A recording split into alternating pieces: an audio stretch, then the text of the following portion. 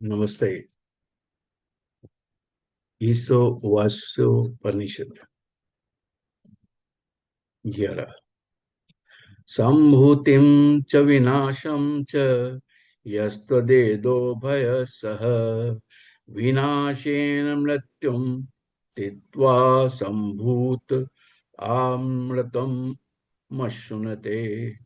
यह जो मनुष्य तथा वयम, उन दोनों को, संभूतिम अविनाशी परमेश्वर को और विनाशम विनाशील देवताओं को च भी सह साथ साथ वेद मतलब यथार्थवत जान लेता है। विनाशेन, वह विनाशशील, मृत्यु को त्रित्वा पार करके, संभूतिया अविनाशी परमेश्वर की उपासना से अमृतम अमृत को अश्नु से भूखता है, अर्थात अविनाशी आनंदमय पर ब्रह्मा पुरुषोत्तम को प्राप्त कर लेता है। ये श्लोक अगर देखा जाए तो इसका संबंध श्री परमेश्वर की उपासना करने वाले लोगों को भगवत प्राप्ति होती है इससे है। और भगवान के भक्त को अंत काल में परमेश्वर से उनकी प्राप्ति के लिए किस प्रकार प्रार्थना करनी चाहिए, ये सब इसके बाद आपको मिलेगा। तो अगर हम इसकी व्याख्या करें तो शुरू में ही जो मनुष्य सोच लेता है कि परम पिता ब्रह्म या परम ब्रह्म पुरुषोत्तम अविनाशी हैं, सर्वव्यापी हैं, सर्वशक्तिमान हैं, सर्वात्मा हैं, सर्वश्रेष्ठ हैं, वे परमेश्वर के नित्य निर्गुण और सगुण दोनों रूप हैं। इसके साथ वो ये भी समझ लेता है कि देवता हैं, देवता, पितर, मनुष्य, जितनी भी योनियां हैं, जितनी भी भोग सामग्रियां हैं, सभी विनाशशील हैं, क्षण भंगुर हैं और जन्म मृत्यु के कारण महान दुख के कारण है, क्योंकि जिसका जन्म हुआ है उसकी मृत्यु भी हुई। और इस बीच जो चीजें होती हैं, जो कार्य होते हैं, जो कर्म होते हैं, वो वो कर्म ही दुख का कारण होते हैं।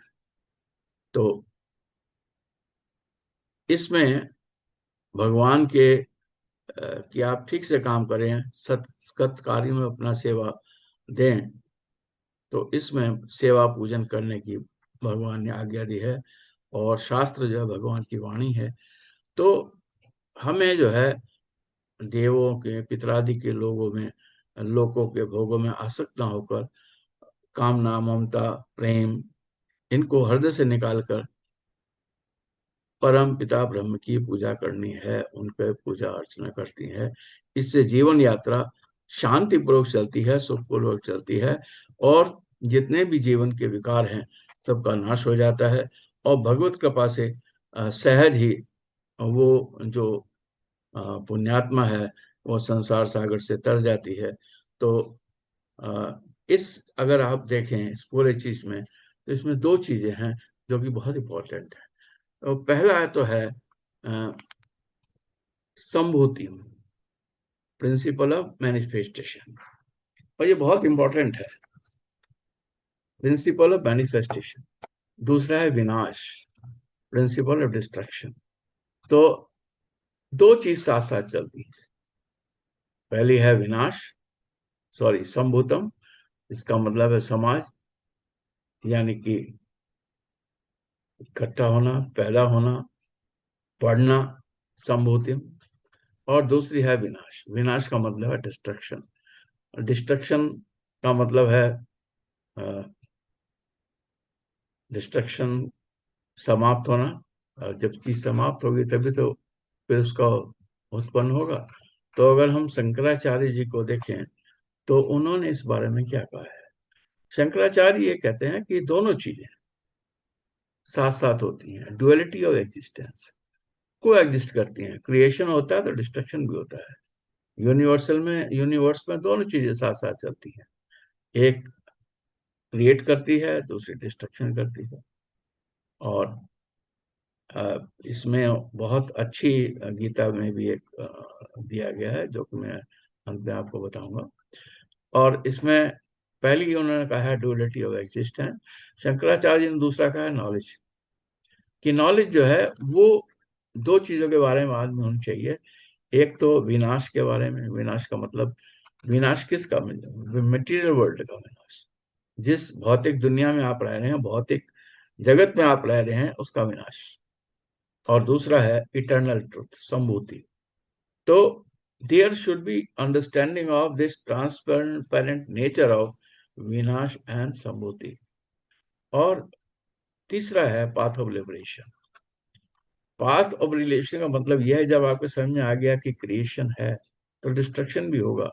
और डिस्ट्रक्शन जो है कौन करता है, डिस्ट्रक्शन करता है ब्रह्म। ब्रह्म डिस्ट्रक्शन होते हैं। और आपने पढ़ा होगा कि ब्रह्मा विष्णु महेश, हमने एक कैटेगराइजेशन भी किया हुआ है कि कौन किसके क्या कार्य हैं।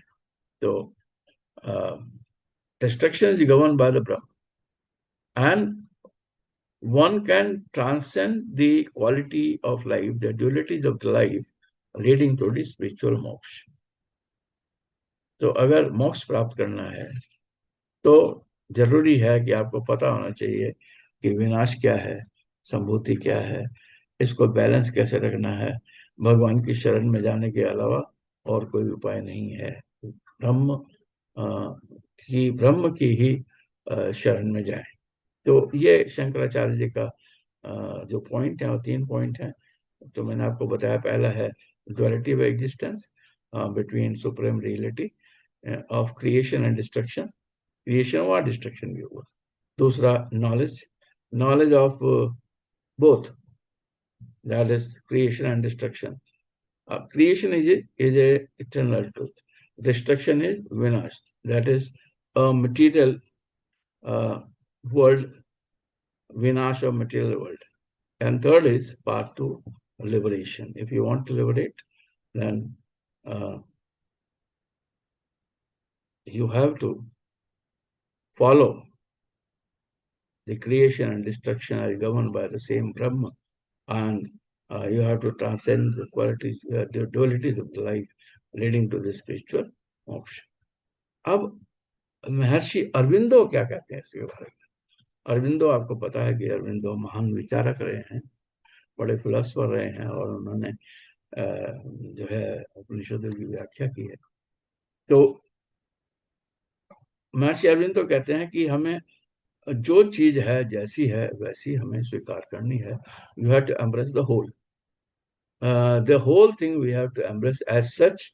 That is, we have to complete the spectrum of the universe. And Maharishi Aurobindo highlights both things that we have just discussed. The one is the Sambhuti, and second is Vinash. He said that both are essential for life, and by understanding with these both, creation and destruction, we can lead to the spiritual growth. That is, if you want to grow spiritually, you have to know about both, and you have to understand that both is going to the one path. Second is the unity of divine, Sambhuti, manifestation of the divine. And second, that we have discussed about destruction, that represent not always destruction, but it is a transformal aspect of life that lead to rebirth and renewal. This is slightly different in the, I'm thinking of this, that is the divine, that is the unity of divine is very essential. That here Maharishi Arvind says that the Sambhuti, the first that you have discussed, is the manifestation of the divine in all the things. That is, हर जगह हर चीज में ब्रह्म है। जैसे अब तो होली आ रही है, आप प्रहलाद की कहानी याद होगी। प्रहलाद हर जगह भगवान को देखता था, खंबे में भी भगवान को देखा और उसने कहा कि पूरी कहानी आपको पता होगी, मैं केवल संक्षेप में बता रहा हूँ। तो उनके पिताजी ने, हिरण्यकश्यप ने पूछा कि क्या इस खंबे में भी ब्रह्म है? उन्होंने कहा हाँ, खंबे में ब्रह्म है। तो उन्होंने कहा ले ठीक है, मैं तुम्हारे ब्रह्म को ही मिटा देता हूँ। तो उसने जैसे तलवार का वार किया, वो खंबा गिर गया और वहां से भगवान नरसिंह पैदा हुए। तो it is, if you see, uh, the same time, the same thing is said by Maharshi Aurobindo, that the Brahma is present in all the things. The divine is present in all the things. It is you who have to think that what is divine in that. And the second is vinasha, destruction. It, according to Aurobindo, it is not destruction, but it is the transformative aspect of life that lead to uh, rebirth and renewal. And you remember Gita, we have read that वो पढ़ा है हमने कि जिस प्रकार आत्मा पुराने वस्त्रों को छोड़कर नया वस्त्र पहनती है, वासांसी जीर्णानि यथा विहाय। तो वो जो कॉन्सेप्ट है, that the Aurobindo is saying that it is the unity of the divine. अब जो थर्ड है गीता प्रेस। गीता प्रेस कहती है कि दोनों की रिस्पेक्ट करना बहुत जरूरी है, और there is a very delicate balance between the creation and destruction, and both are divine play, both are made by the God, both should be respected, and both are essential part of the life. We have to live in harmony. Harmonious life is very, very essential, and it is only possible when we can understand and we respect about the God creation, and we accept dharma as a natural order, and we live according to the dharma. And spiritually, we should be sound. We have to devote ourselves. We have to navigate the life challenges, equanimity, and the further guidance according to the spiritual awareness that we have gained after following the dharma. So this is about the Gita Press uh, understanding of this particular slok. Now, if you read the Gita, the one slok is very, very, very close to this, and that slok is that slok, which is very close to this, is 2.4, and that sage just now I had to read.